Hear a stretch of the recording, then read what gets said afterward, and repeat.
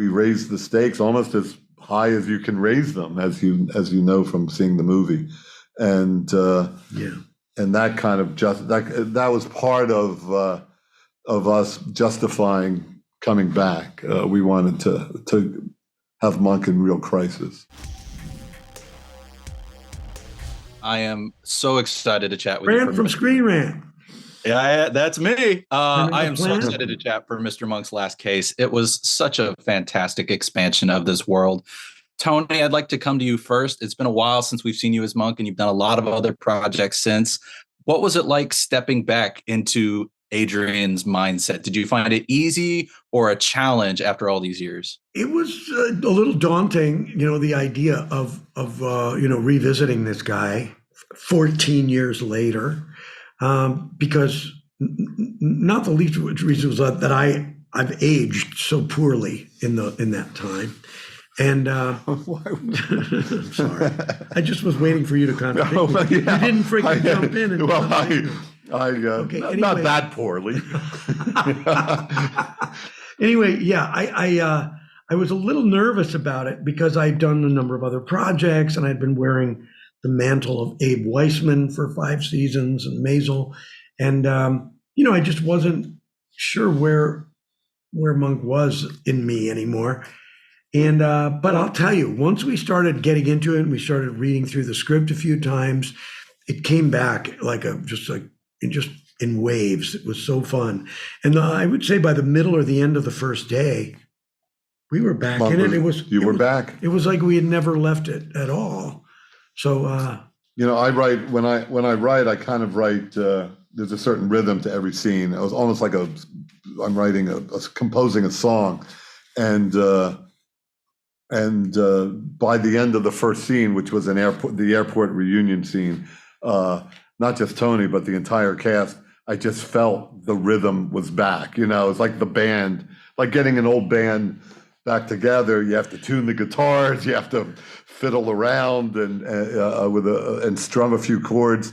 But after a very short time, just a few minutes, everybody fell into the rhythm of it again, and I just felt great. I was standing off camera, just beaming. It helped too that the rest of the cast, the rest of the company, was so excited and enthusiastic about coming back. It was joyful. And I'll just quickly add, the other thing we did right was we brought back the Randy Zisk, who was our guide in creating a creative force and director during the series. I was rewatching the series leading up to the movie, and I remember seeing his name often. So when I saw he was directing the movie, I was like, okay, we're on the right track. You're right. He directed a lot of episodes. He also oversaw the He was production. like a director showrunner, basically. Yeah, I call him the fifth Beatle. I love that. Well, Andy, I'd like to actually turn to you next. Finally. Is that necessary, really? I'm sorry, you got to share the screen. No, but Tony actually mentioned it being joyful. But something I actually found surprising about this movie was how emotional it was and how dark it was, especially for Adrian. And I'm curious what the creative thought process there was in going a little darker than a lot of the show was. Well, it was important to us, to Tony and the creative team, to raise the stakes, to have Monk.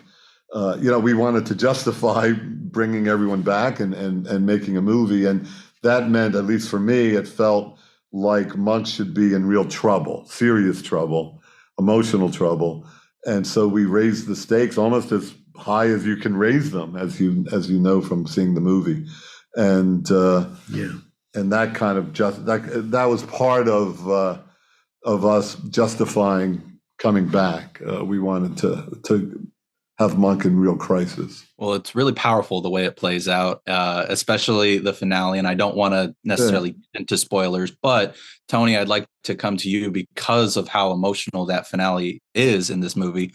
What was it like on the day for you, shooting it and being presented with the story, how it concludes? Yeah, on the day, it was, we were so fortunate that the network gave us the resources to to do that big a moment was not a scene we ever could have afforded or been able to do when we did the series. Massive amount of background people,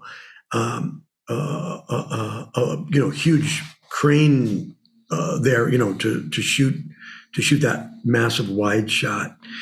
And I was just so heartened that we had we had the resource. It felt like a feature. I mean, it is a feature, right? Yeah, it is. Yeah, and it had that scale, that large scale, and I gotta say, it was quite emotional. It was moving in that park, coming down that hill, trailing all of the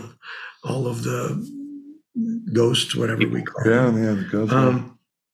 It was, and those people were so game, they were so good, and so we had to do it many, many times to get the positioning correct, and they were just into it.